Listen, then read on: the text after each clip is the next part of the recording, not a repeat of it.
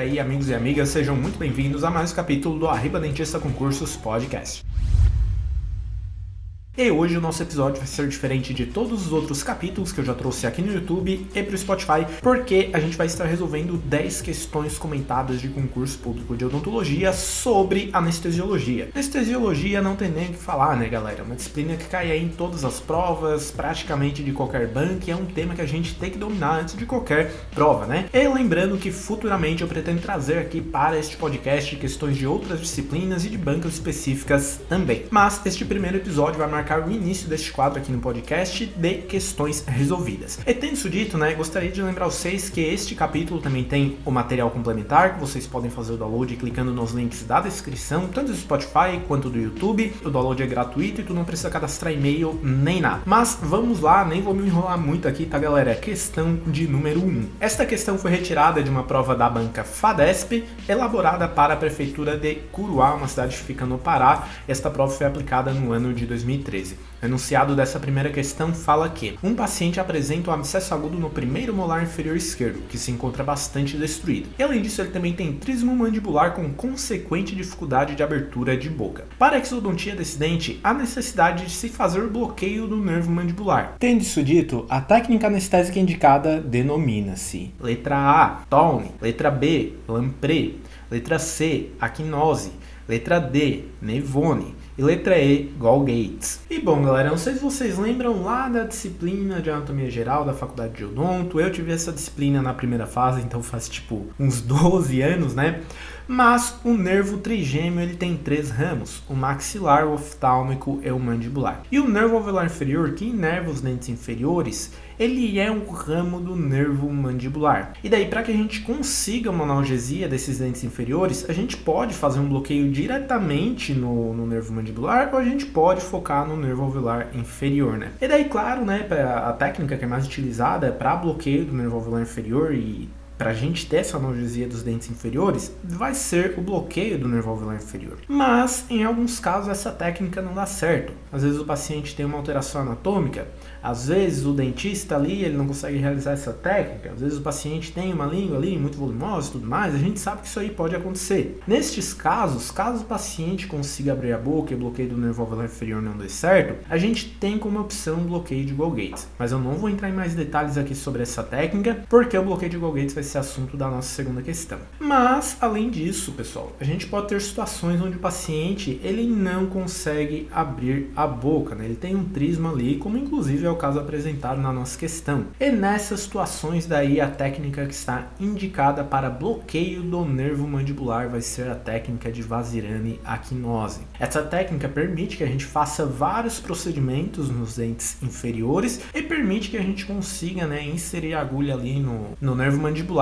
E essa técnica é feita de um jeito relativamente simples, pessoal. A gente vai inserir a agulha praticamente na altura da linha mucogengival do terceiro molar superior e vai entrar com essa agulha reta, da maneira que mostram as imagens que eu deixei no material complementar. A gente fala dessas técnicas alternativas e às vezes parece algo super complicado, mas a técnica de Vazirani-Aquinose ela é relativamente simples, né? Apesar da gente precisar de um tempo aí para aprender ela. E lembrando, claro, né, que a técnica de Vazirani-Aquinose vai anestesiar as mesmas estruturas aí que a gente anestesia no nervo alveolar inferior. Então, a partir dessa técnica, a gente consegue analgesia aí dos dentes mandibulares até a linha média, claro, dependendo do lado que a gente anestesiar, do corpo da mandíbula e parte inferior do ramo mandibular, do muco periósteo, membrana mucosa bucal anterior ao forame mental, por isso, inclusive, o paciente ele sente ali o lábio inferior, né, metade do lábio inferior dormente. E, além disso, essa técnica também anestesia os 2/3 anteriores da língua e o assoalho da cavidade bucal, porque o nervo lingual também vai ser afetado por esse procedimento anestésico. Mas, é claro, né, eu me estendi aqui na minha resposta para trazer mais detalhes para vocês e tudo mais, só que o gabarito aqui para a nossa questão vai ser a letra C.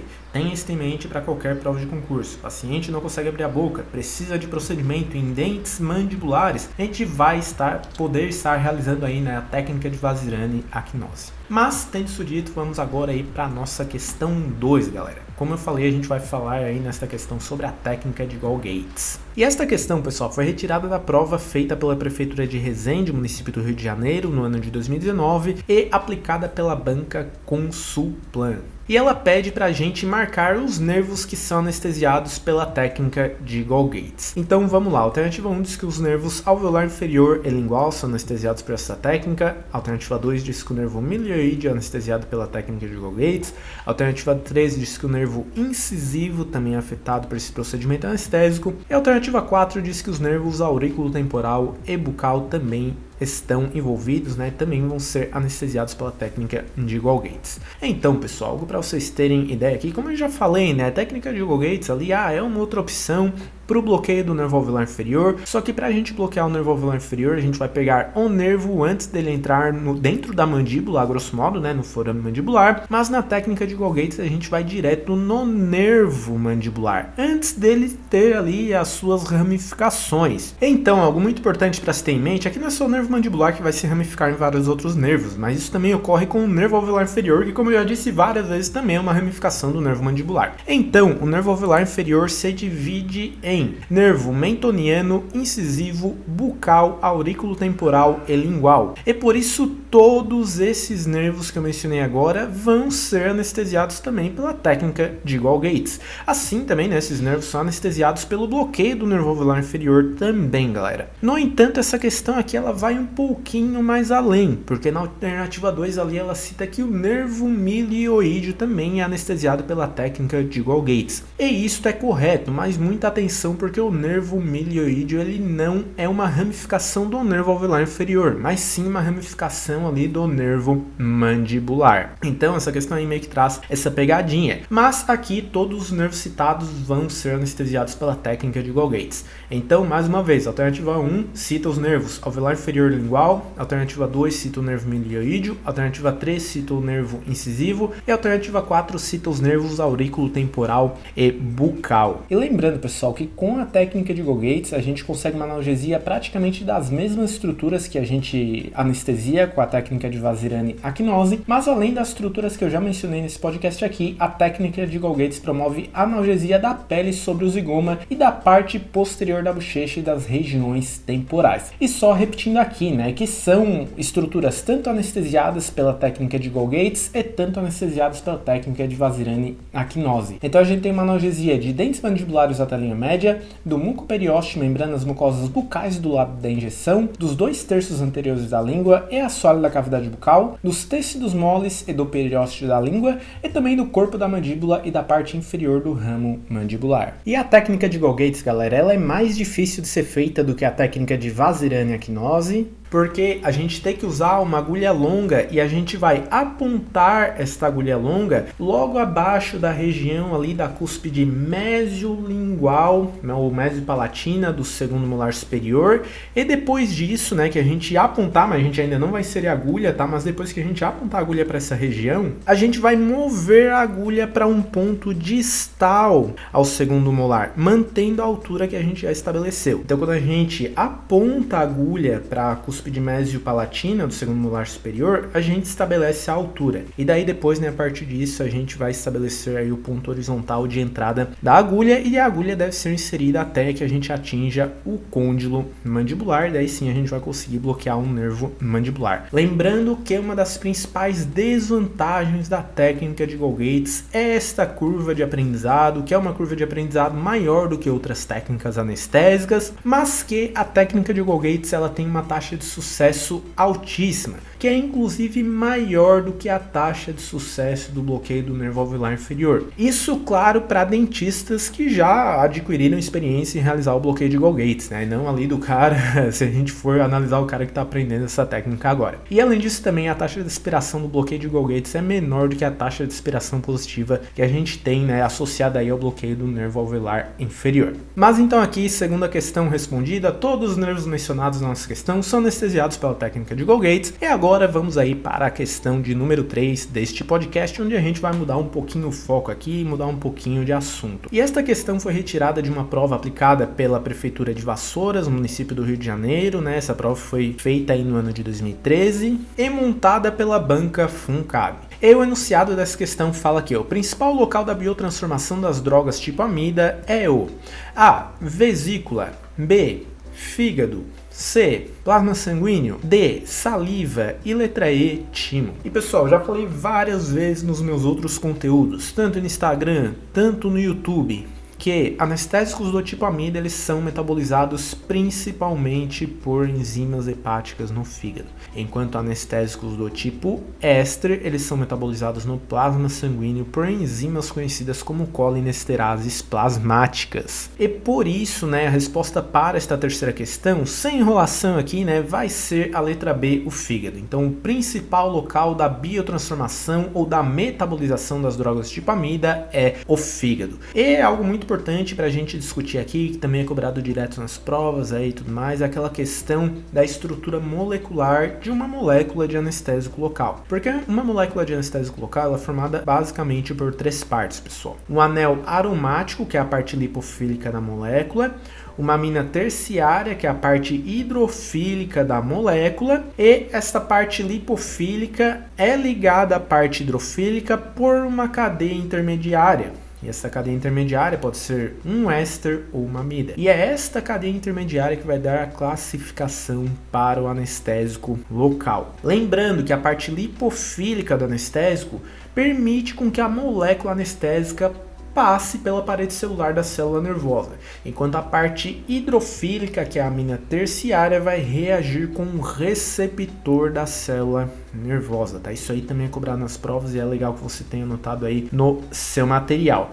Mas resposta aqui, letra B, galera. Vamos agora aí para a nossa questão de número 4, que tem um enunciado um pouquinho mais tenso. Esta questão foi retirada de uma prova aplicada pela Universidade Estadual da Paraíba, a UEPB, para uma vaga de dentista no município de Nova Palmeira no ano de 2020. E o enunciado da questão fala que compreender sobre a biotransformação dos anestésicos locais é importante, pois a toxicidade geral da substância depende do equilíbrio entre a velocidade de absorção pela corrente sanguínea no local de injeção e a velocidade em que ela é removida do sangue por meio dos processos de absorção tecidual e do metabolismo. Dentre os anestésicos locais abaixo relacionados, aquele que sofre metabolização tanto no fígado quanto no sangue é: letra A, lidocaína, letra B, articaína, letra C, prilocaína, letra D, mepivacaína ou letra E, bupivacaína. Pessoal, todos os anestésicos citados nessa questão aqui são anestésicos amida. Mas daí tu me pergunta, tá, como que então uma amida vai ter metabolização no fígado e metabolização no sangue? Se tu falou que as amidas são metabolizadas principalmente aí por enzimas hepáticas no fígado. E essa dupla metabolização vai acontecer porque a articaína, ela é considerada uma amida, mas ela é classificada como uma amida intermediária, porque a articaína na sua estrutura molecular vai possuir tanto cadeias ésteres quanto cadeias amidas, tá? É por isso que a sua meia-vida plasmática vai ser menor do que as outras amidas. Mas a articaína, ela tem um efeito anestésico muito bom, que às vezes permite que a gente faça até uma anestesia infiltrativa em mandíbula, né? Ela tem esse efeito anestésico porque ela vai ter uma maior difusão óssea do que os outros anestésicos mencionados aqui na nossa questão. Mas tenha em mente, tá? Quando a questão fala o anestésico amida que é metabolizado no fígado e no plasma sanguíneo. Esse anestésico vai ser a articaína, exatamente, né, pela presença de grupamentos amidas e ésteres. Eu fico repetindo aqui as coisas, tá, galera? Não é porque eu sou meio louco ou algo do tipo, tá? Mas eu faço isso para que vocês gravem bem essas informações. Espero que esse podcast não fique muito repetitivo e tudo mais. Qualquer coisa aí, qualquer dica que vocês tiverem, é só deixar nos comentários do YouTube, me enviar no Instagram e tudo mais. Mas a resposta aqui para a quarta questão deste podcast vai ser ser a letra B também, assim como a nossa questão de número 3. Vamos agora para a quinta questão deste podcast. Estamos aí chegando na metade, né? Não sei se falei lá no começo, mas aqui nesse episódio a gente vai resolver um total de 10 questões. E esta questão aqui foi retirada de uma prova aplicada pela banca IBAD para uma vaga de dentista na cidade de Aracruz, Espírito Santo, no ano de 2019. O enunciado desta questão diz que as substâncias anestésicas de curta duração fornecem anestesia pulpar ou profunda por menos de 30 minutos, as de duração intermediária por cerca de 60 minutos e as de longa duração por mais de 90 minutos. Tendo isso dito, correlacione as colunas da seguinte maneira. Então, para essa questão aqui, a gente tem uma coluna, pessoal, com os números 1, 2 e 3. O número 1 é referente à curta duração anestésica, o número 2 à duração intermediária e o número 3 à longa duração. E na outra coluna, a gente tem as substâncias anestésicas que a gente tem que marcar com os números 1, 2 e 3. Então, eu vou lendo aqui as substâncias e a gente vai discutindo aí, né, se o anestésico lido ele é de curta duração, duração intermediária ou de longa duração. Então, a primeira substância anestésica que a gente tem vai ser a articaína 4% com adrenalina A1 por 100 mil. E lembrando, né, que esse adrenalina A1 por 100 mil quer dizer que a gente vai ter 0,01 miligramas de adrenalina em 1 ml de solução anestésica. E o 4% indica, né, que a nossa articaína é 4%, que a gente vai ter 4 miligramas de articaína em 1 ml de solução anestésica. Mas, basicamente aqui, né, eu nem vou enrolar muito aqui na resposta, a articaína, pessoal, é um anestésico de duração intermediária. Ao contrário do nosso segundo anestésico, que é a mepivacaína 3% sem vasoconstritor. Por não ter vasoconstritor, essa mepivacaína é considerada um anestésico de curta duração. Lembrando, né, que os vasoconstritores, eles aumentam o tempo de ação da droga anestésica. Esse é o principal efeito deles. Mas já indo aqui, né, para a nossa terceira solução anestésica, a gente tem a lidocaína 2% com adrenalina A1 por 100 mil. Novamente, tá? Isto quer dizer, essas informações do 2%, 3%, 4%, elas são extremamente importantes, inclusive no cálculo da dosagem máxima anestésica, tá? Que a gente pode dar aí para um determinado paciente. Mas a lidocaína A2%, galera, com adrenalina, né, com epinefrina, ela também vai ser um anestésico de duração intermediária. Ao contrário do nosso quarto anestésico, que também é um anestésico de curta duração, que é a prilocaína 4% sem vasoconstritor. Novamente, né, sem vasoconstritor,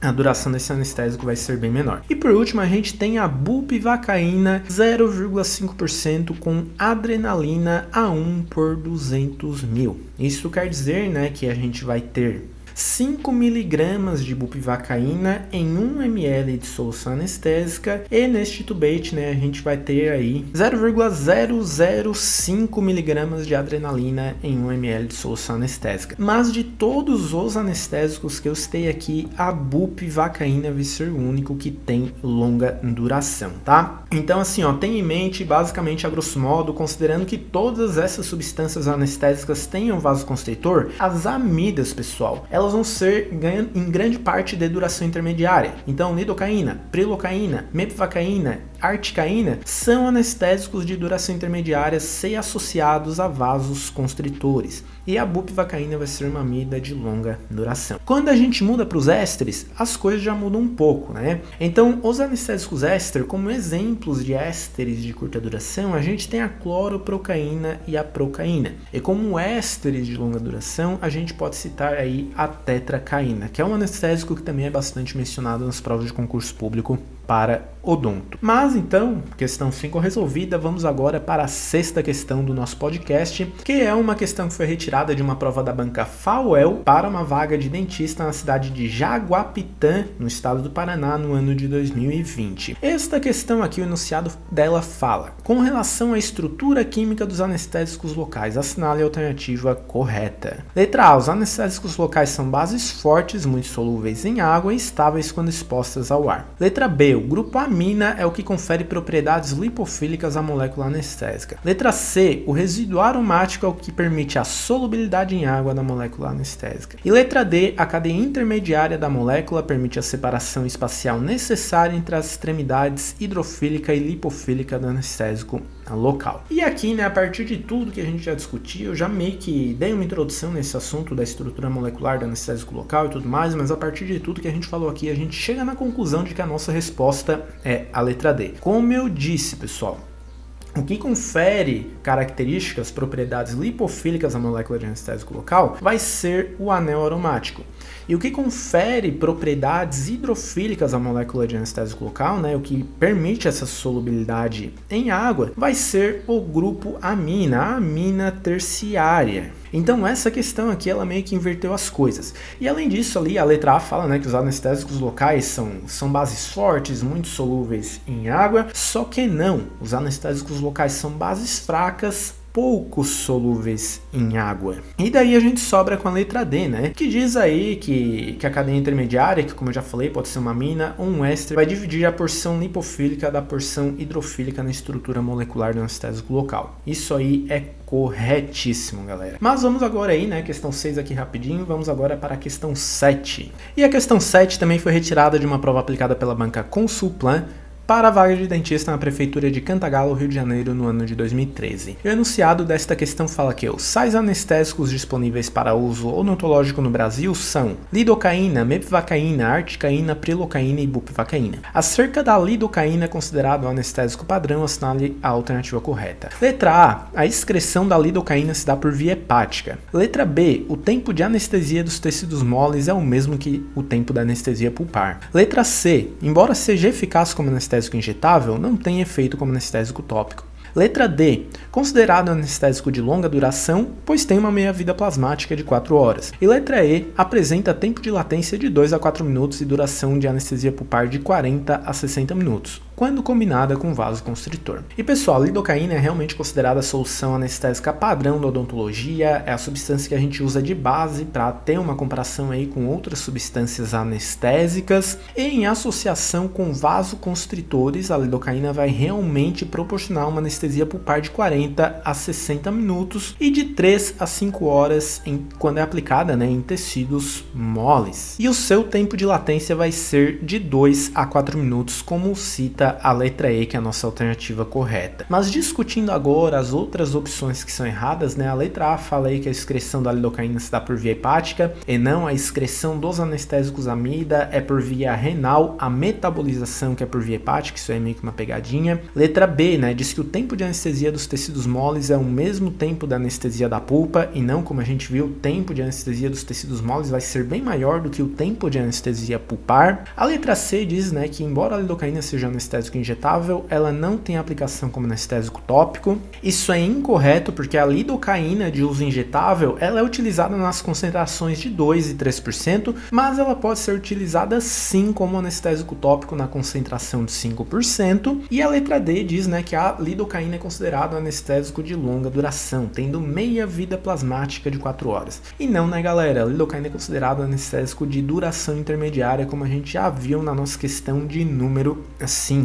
E sem falar que a meia vida plasmática dessa substância é entre 1 hora e meia a 2 horas. Então, alternativa correta aqui para a nossa 7ª questão, letra E. Vamos para a questão de número 8 do nosso podcast, que é uma questão retirada de uma prova aplicada para uma vaga de dentista na cidade de Jardim Piranhas, no Rio Grande do Norte, no ano de 2009. E esta questão foi retirada de uma prova aplicada pela banca FUNCERN. E o enunciado da questão fala que, para a obtenção de uma boa anestesia, o cirurgião dentista deve conhecer o estado de saúde do paciente, selecionar corretamente o anestésico e dominar a técnica anestésica escolhida. Sobre anestésicos em odontologia, é correto afirmar: letra A. A mepivacaína a 3% sem vasoconstritor está indicada para pacientes com restrição ao uso de vasoconstritor, possibilitando uma anestesia pulpar de longa duração e profundidade. Letra B. A lidocaína e a prilocaína utilizados com vasoconstritor são anestésicos de escolha para utilização em gestantes. Letra C. Começou a chover aqui, tá, pessoal? Não sei se vai dar de ouvir no áudio do podcast, mas enfim. Letra C. A lidocaína é considerada a solução anestésica padrão da odontologia, em associação com vasoconstritores, possibilita anestesia pulpar média de 120 minutos e 3 a 5 horas de anestesia em tecidos moles.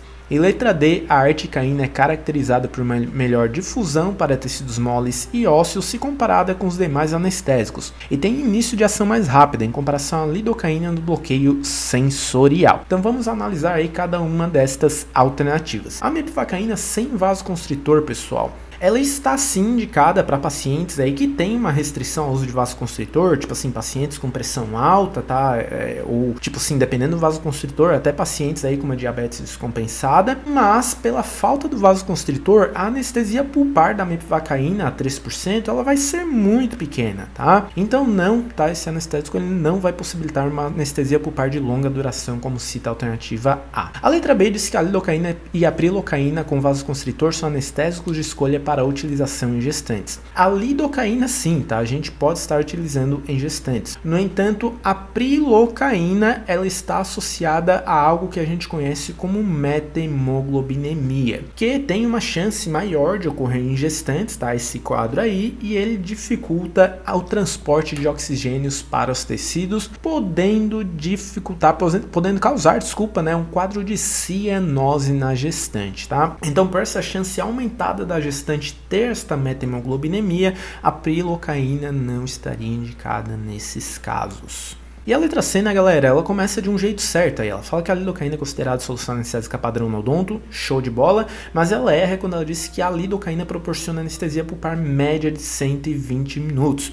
Não, a lidocaína proporciona uma anestesia pulpar de 40 a 60 minutos, tá? E daí a anestesia em tecidos moles ali, né, a alternativa cita o tempo certo, de 3 a 5 horas, mas por causa do tempo da anestesia pulpar tá incorreto, a alternativa C, ela também não é a alternativa aí pra gente estar assinalando, e a nossa opção correta é a letra D, que diz, né, que a articaína ela tem uma melhor difusão aí para tecidos moles e ósseos do que os outros anestésicos, e daí ela vai sim ter uma ação mais rápida, um início de ação mais rápida, se comparada com a lidocaína. Isso acontece porque o tempo de latência, né, que é o tempo que o anestésico demora aí para começar a fazer efeito, da articaína vai ser em média, tá, de 3,1 minutos, enquanto o tempo de latência da lidocaína é de 3,3 minutos. Então, uma questão bem chatinha aí da gente estar resolvendo, né, porque é uma questão que é resolvida no detalhe.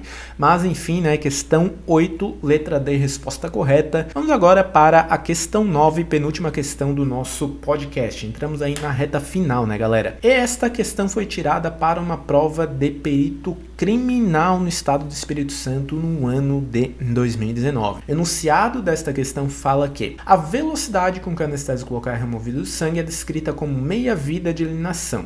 Nos seguintes anestésicos, o que possui menor meia-vida vai ser letra A, articaína, letra B, prilocaína, letra C, lidocaína, letra D, mepivacaína e letra E, bupivacaína. E pessoal, os anestésicos do tipo éster, eles vão ser metabolizados mais rapidamente do que as amidas, né? Porque como a gente já viu, eu vou repetir aqui mais uma vez, os ésteres, eles são metabolizados no plasma sanguíneo por enzimas conhecidas como colinesterases plasmáticas, enquanto as amidas são metabolizadas no fígado por enzimas hepáticas, tá? E daí, né, como a gente também já viu nesse podcast, a articaína vai ter alguns grupamentos ésteres na sua estrutura molecular, apesar da articaína ser considerada uma amida, tá? Isto faz com que a metabolização da articaína ocorra de forma mais rápida do que as outras substâncias, do que as outras amidas aí citadas na nossa questão. Então aqui, resposta super rápida, tá? Pra gente ir pra nossa última questão, o gabarito vai ser da questão número 9,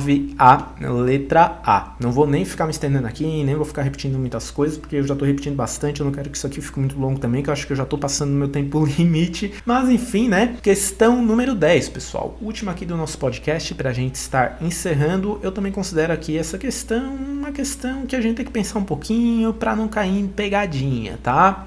E esta última questão foi retirada de uma prova aplicada pela banca Cefet, pela Fundação Cefet Minas, para uma vaga de dentista na Prefeitura Municipal de Guarani, em Minas Gerais, no ano de 2018. E para a gente entender o que pede essa questão, a gente tem que fazer aí um pouquinho de ginástica mental.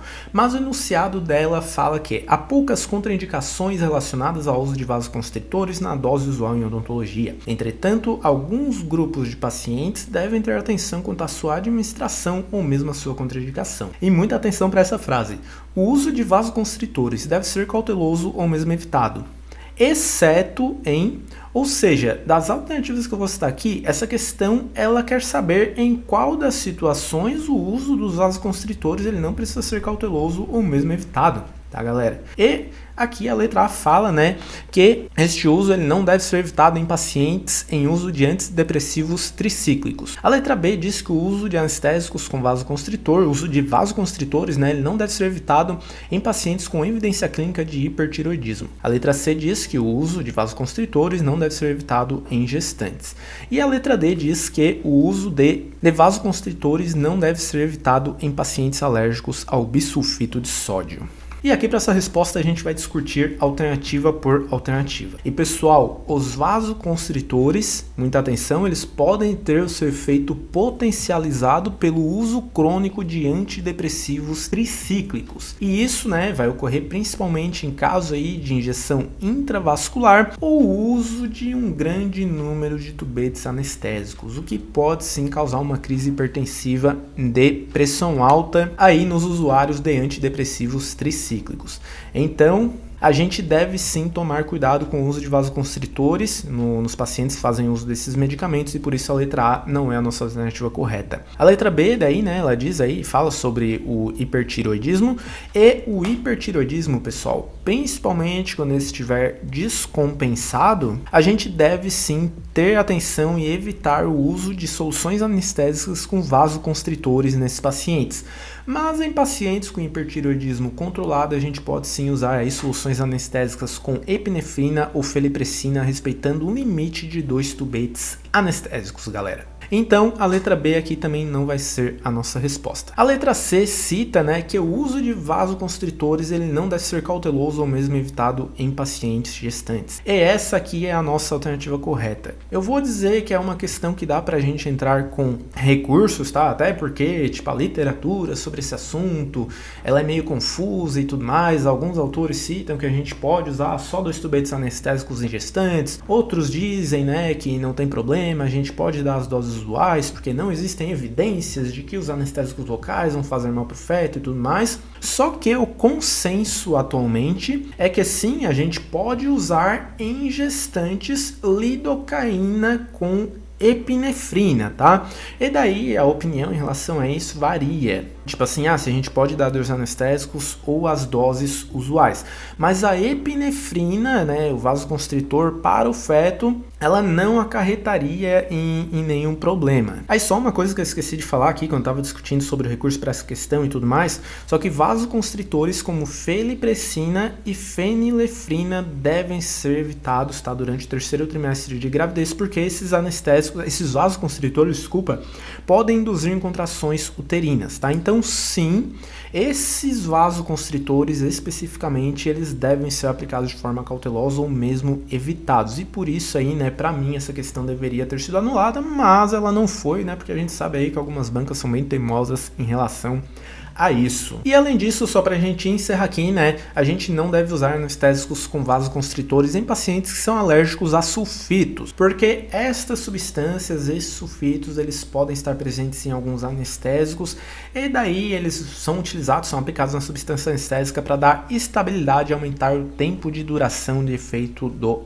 anestésico, tá, galera? Mas quem tem alergia a bisulfitos aí, esses sulfitos, devem receber uma anestesia local aí com mais atenção e de forma geral, tá? Além das situações que eu citei nas letras A, B e D, onde o uso deve ser aplicado com cuidado, os anestésicos com vasoconstritor, eles vão estar contraindicados em casos de pacientes com angina pectoris instável, com infarto do miocárdio recente de até 6 meses, com AVC, acidente vascular cerebral recente, com cirurgia de revascularização miocárdica recente, com arritmias refratárias, com insuficiência cardíaca congestiva intratável ou não controlada e também com diabetes mellitus descompensado ou não controlado, como você preferir. E lembrando, né, que pacientes que têm uma diabetes mellitus aí compensada, eles também podem receber tipo anestesia local, praticamente é igual a um paciente saudável, né, que não tenha diabetes mellitus, mas o anestésico também mais seguro para a gente usar nesses pacientes diabéticos compensados vai ser a lidocaína